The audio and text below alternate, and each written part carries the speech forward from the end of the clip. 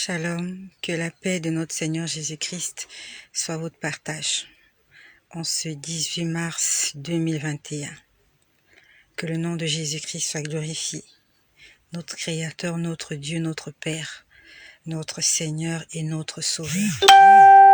La prophétie continue de s'accomplir. La prophétie continue de s'accomplir. Je te bénis, toi qui es abonné à cette chaîne, toi qui suis régulièrement toutes les révélations qui nous sont faites de la part de notre Seigneur Jésus-Christ. Pour ceux qui sont connectés et abonnés, vous rappelez lorsque le Seigneur nous a envoyé le message dans la nuit du 31 décembre 2020 au 1er janvier 2021. Le Seigneur nous a dit qu'en cette année 2021, il y a beaucoup de personnes qui vont mourir dans l'exercice de leurs fonctions, des personnes influentes. Ce n'est pas pour me réjouir de la mort de ces personnes-là, mais c'est juste pour confirmer la prophétie qui nous a été annoncée. Ce matin, nous avons appris avec tristesse le décès du président de la Tanzanie en exercice. C'était un président en exercice, comme le Seigneur nous l'avait dit, le 1er janvier. Ça fait pas longtemps, nous avons appris le décès du Premier ministre en Côte d'Ivoire. Et ça va continuer comme ça. Plusieurs me diront que chaque année, il y a des gens qui meurent. Oui, mais sauf que ça va s'accélérer. Ce n'est pas de gaieté de cœur, c'est pas pour me réjouir de la mort de ces personnes. C'est juste pour dire que tout ce que Dieu dit, il l'accomplit. Il y a beaucoup de sportifs qui vont mourir sur les terrains de jeu. Ça veut dire que pendant qu'il est en train d'exercer, ils vont mourir sur le terrain. Des footballeurs sur les terrains, des sportifs sur le terrain. C'est ce que le Seigneur nous a dit. Et c'est en train de s'accomplir. Le diable est en train d'accélérer. En fait, la mort est devenue... Les gens meurent trop. Il y a trop de morts, tous les jours. Chaque semaine, au moins, chaque semaine, ou au plus, toutes les 2 semaines, nous sommes au courant des gens que nous connaissions de loin ou de près. Et je prie, en cette année 2021, que la mort ne soit pas ton partage, ni dans ta famille, ni dans ta maison, ni autour de toi. Et nous devons nous accrocher à ce Dieu-là, qui a pour nous des projets de paix et de bonheur, afin que nous ayons de l'avenir et de l'espérance. Cette nuit, dans la nuit du 17 au 18 mars 2021, le Seigneur m'a réveillé dans la nuit. Et j'aimerais te dire que toi qui m'écoutes, si dans la nuit tu te réveilles et que tu n'as plus sommeil, c'est pas pour que tu allumes la télévision. C'est pas pour que tu prennes ton téléphone, que tu ailles sur les réseaux sociaux. Si Dieu t'a réveillé dans la nuit, tu souffres d'insomnie, il faut que tu profites de ces moments pour prier. Si Dieu te réveille, ça veut dire qu'il y a quelque chose qui se passe. Soit il veut te dire quelque chose ou il veut te montrer quelque chose. Et profite de ces instants-là pour la gloire de ton Dieu. Ne te réveille pas la nuit pour aller attrister le Saint-Esprit. Réveille-toi dans la nuit afin de t'approcher encore un peu plus de ton Créateur. Donc je disais que cette nuit, le Seigneur m'a réveillée. Je n'avais plus sommeil. J'étais allongée parce que je ne voulais pas me mettre à genoux de peur d'avoir mal au dos après, parce que je devais travailler ce matin. Donc j'étais allongée, mais j'étais en prière. J'étais en prière, allongée, mais en prière. Pendant que j'étais en prière, le Seigneur a commencé à me montrer certaines choses. En fait, il m'a d'abord montré une personne. Il me montre une personne. En fait, c'était 2 personnes, un homme et une femme.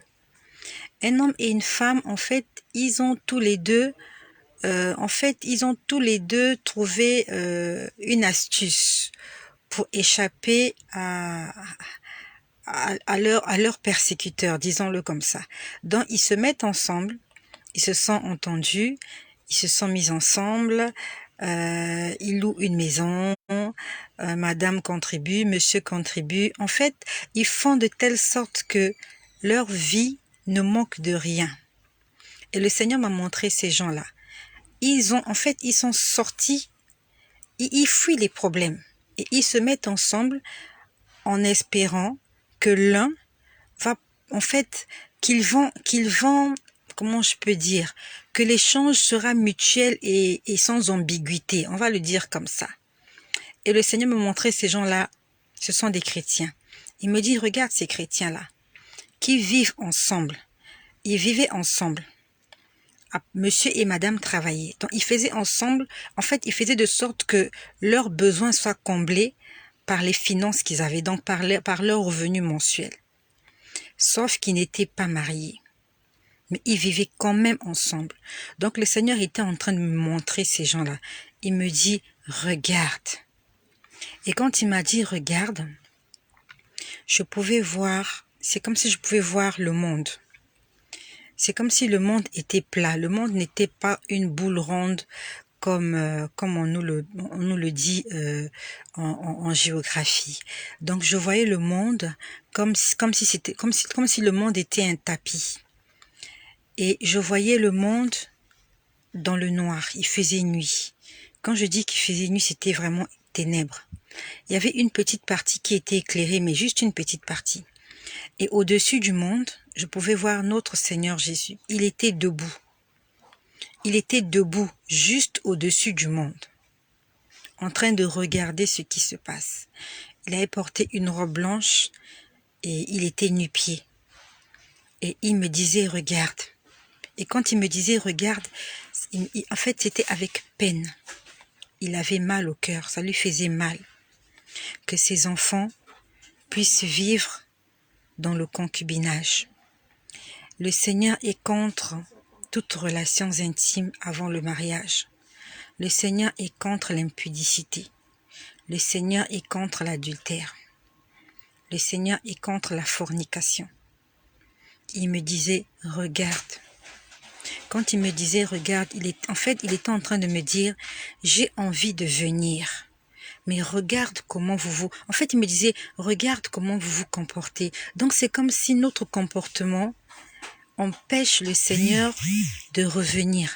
Parce que s'il revient, il y a beaucoup de gens qui vont rester. En fait, c'était ça son souci. Il a envie de revenir. Sauf qu'il y a beaucoup de gens qui ne sont pas prêts. Et à cause de ces gens qui ne sont pas prêts, le Seigneur est en train de retarder son venue parce que s'il revient, beaucoup de gens vont rester. Il est en train de me dire, regarde. Il me disait, je veux revenir, mais regarde ce que vous êtes en train de faire. C'est comme s'il voulait me dire, si je reviens, qu'adviendrait-il de ces gens-là, qui s'appellent chrétiens, qui sont mes enfants, qui sont dans ma maison, qui me servent, mais qui ne m'obéissent pas à 100%. Puis après, il me montre une autre catégorie de personnes. Ce sont des gens, en fait, ils ont figé leur vie sur leurs objectifs. Il m'a montré un garage. Et dans ce garage, il y avait 2 voitures. Et le garage était ouvert. Il y avait une première voiture qui était entrée, avait laissé un peu d'espace. Et une autre deuxième voiture est venue entrer dans le garage. La deuxième voiture était tellement grande qu'on ne pouvait même pas fermer le portail du garage. Donc le portail était ouvert.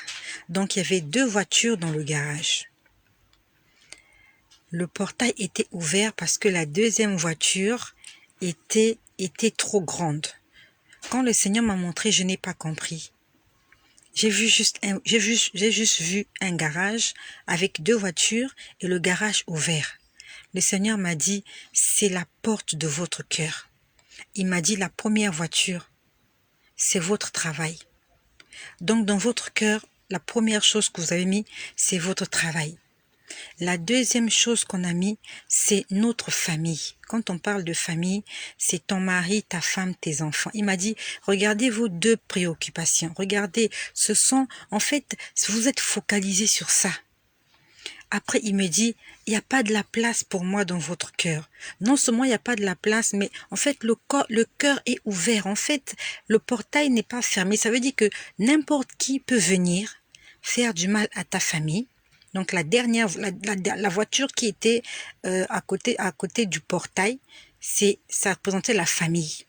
Donc, les gens qui sont autour de toi. Donc, le portail était ouvert. Le Seigneur m'a dit, le portail est ouvert. Donc, en fait, c'est comme pour dire que les gens vivent sans protection. Les gens vivent sans protection. La Bible nous dit, soyez remplis du Saint-Esprit. La Bible nous dit, ne vous enivrez pas de vin. C'est des livrogneries. Il dit, au contraire, soyez remplis du Saint-Esprit. Donc, nous, au lieu d'être remplis du Saint-Esprit, nos préoccupations, la première préoccupation, c'est d'abord le travail. Donc, le travail, ça veut dire l'argent. Deuxième préoccupation, c'est la famille. Le portail était ouvert à toutes les éventualités. Ça veut dire que le malin peut entrer. Il peut faire du mal à ta famille et il peut porter atteinte à tes finances, donc ton boulot. Le Seigneur, il me dit, regarde, il n'y a pas de place pour moi dans vos cœurs. C'était comme un garage, comme je vous dis. Un garage qui avait deux voitures. La première voiture, c'était le travail. La deuxième voiture, c'était la famille. Le Seigneur m'a dit, il n'y a pas de place pour moi. En fait, il se plaignait. Il se plaignait. C'est vraiment quelqu'un qui est en train de se plaindre. Vous sentez que la personne a mal au cœur. Ça lui fait mal. À telle enseigne même, en fait, il pleure. Il dit, regarde, il n'y a pas de place pour moi dans votre cœur. Vous avez mis le travail. Après, vous avez mis la famille. Il n'y a pas de place pour moi dans votre cœur. Et il avait mal au cœur. Il me dit, regarde, j'ai envie de revenir. Mais comment je peux revenir avec ces choses que je vois? Les hommes et les femmes qui vivent dans l'impudicité. Des couples qui vivent ensemble pendant des années. Ils construisent des maisons. Ils prennent des crédits. Ils vont en voyage. Ils s'achètent des voitures. Mais ils ne se marient pas. La femme que tu as à la maison, elle est enceinte.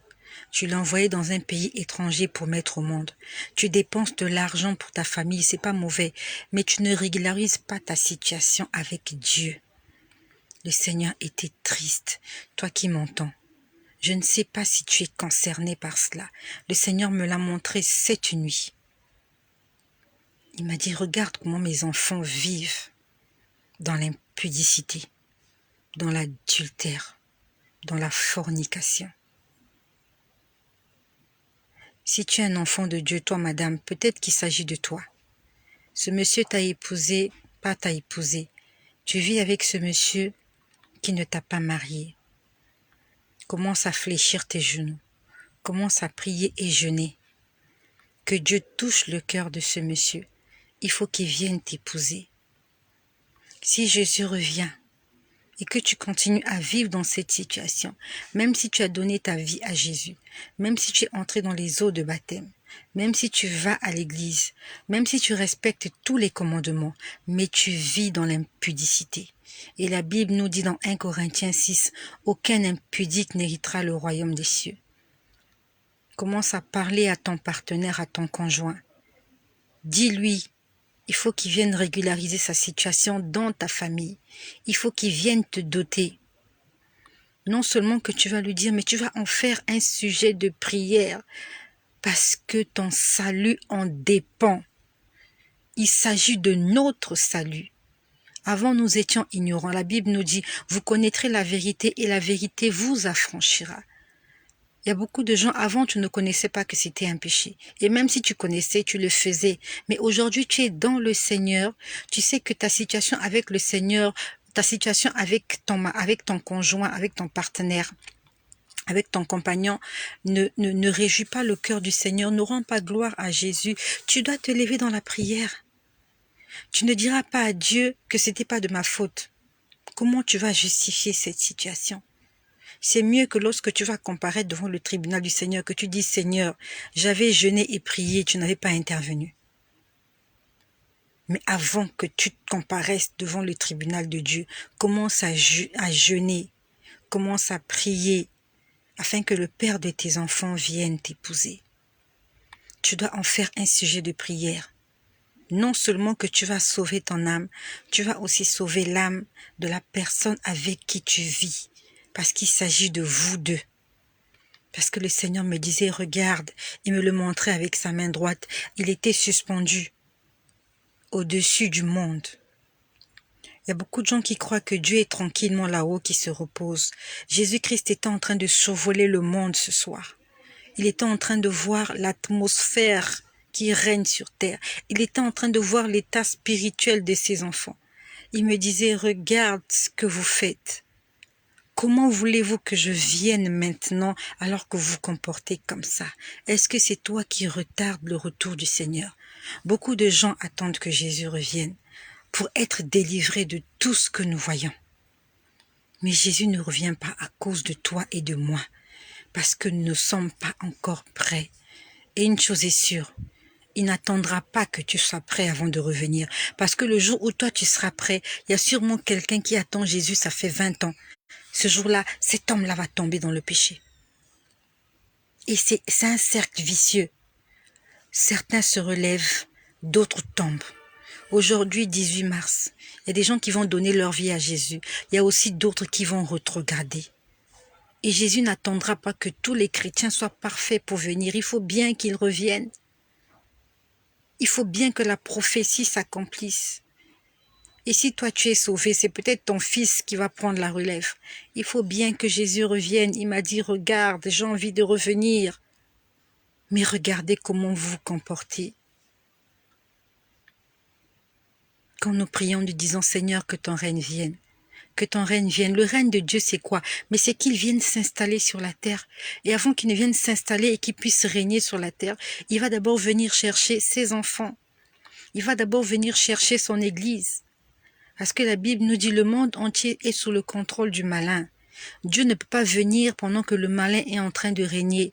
Il faut d'abord qu'il vienne prendre ses enfants. Et après que le malin soit lié, que le diable soit mis à l'écart, à ce moment-là, Dieu viendra sur terre. Il viendra régner sur une nouvelle terre et de nouveaux cieux. Mais avant cela, il faut d'abord que l'Église soit enlevée. Et toi et moi, nous ne sommes pas prêts. Le Seigneur était triste. Parce qu'il sait que plus il est en train de retarder, plus il est en train de perdre des âmes. Il y a beaucoup d'enfants de Dieu qui sont en train de rétrograder. Ils sont en train d'abandonner la foi avec tout ce que nous voyons. Et le Seigneur avait mal au cœur parce que ses enfants vivent dans le péché. Il avait mal au cœur parce qu'il n'y a pas de place pour lui dans nos cœurs. On a mis le travail. Première priorité. La deuxième priorité, la famille. Quand on dit la famille, c'est le mari, la femme, les enfants. Et il m'a dit, il n'y a pas de place pour moi. Il n'y a pas de place pour moi dans vos cœurs. Regardez, il n'y a pas de place pour moi. Le Seigneur te demande de lui faire une place dans ton cœur. Non seulement une place, toute la place. Parce qu'il veut être le premier. Il veut régner. Il veut prendre tout l'espace. Tu veux que Dieu se manifeste dans ta vie, il faut que tu lui laisses le temps de se manifester. Tu l'invites seulement pour qu'il vienne résoudre tes problèmes, mais tu ne l'invites pas dans ton cœur. Tu l'invites dans tes finances, dans ta famille, qui vienne guérir les malades, qui ressuscite les morts, qui puisse booster tes finances, mais dans ton cœur, tu n'as pas besoin de lui. Lui, il veut ton cœur, afin de changer ta vie et de faire de toi un disciple, un véritable enfant de Dieu. C'est ce que le Seigneur m'a montré cette nuit. Et toi qui m'écoutes, tu dois prendre une décision. Est-ce que tu veux recevoir Jésus-Christ dans ta vie, dans ton cœur, de tout ton cœur? Tout! Donne-lui une place. Comment veux-tu qu'il fasse le ménage chez toi si tu ne lui ouvres pas la porte? Tu lui demandes de faire le ménage alors qu'il est à l'extérieur. Pour qu'il fasse le ménage, il faut qu'il entre, qu'il prenne le balai, qu'il prenne la serpillière et qu'il se mette à nettoyer. Toi, tu l'invites, tu lui dis, de là où tu es, donne seulement des ordres. Non, il veut entrer, il veut nettoyer ça avec ses mains. Régularisons notre situation. Ne me dis pas que tu n'as pas d'argent pour épouser la femme qui vit chez toi. Si tu fais des économies, tu vas le faire. Commence à faire des économies. Et en attendant, avec le peu que tu as, commence déjà à t'investir. Je ne sais pas comment ça se passe chez toi le mariage. Je ne sais pas comment ça se passe chez toi la dot. Mais tu peux le faire petit à petit. Ce mois-ci, tu vas déposer un peu de boisson. Le mois prochain, tu déposes la boisson. La famille, l'autre partie comprendront que tu as des difficultés, mais au moins ils verront ta volonté. Ils verront la volonté. Manifeste ta volonté. On t'a demandé un carton de whisky. Va déposer le carton de whisky. On t'a demandé des pagnes, des vêtements pour la belle famille. Va déposer afin que tu sois en règle avec ton Créateur. Soyez bénis chez vous. Sortons de l'impudicité. Sortons de l'adultère. Arrêtons avec la fornication. Et donnons toute la place à notre Seigneur Jésus-Christ, afin qu'il vienne s'installer dans nos vies. Soyez bénis chez vous, au nom glorieux et puissant de Jésus-Christ. Je bénis Douglas qui est là.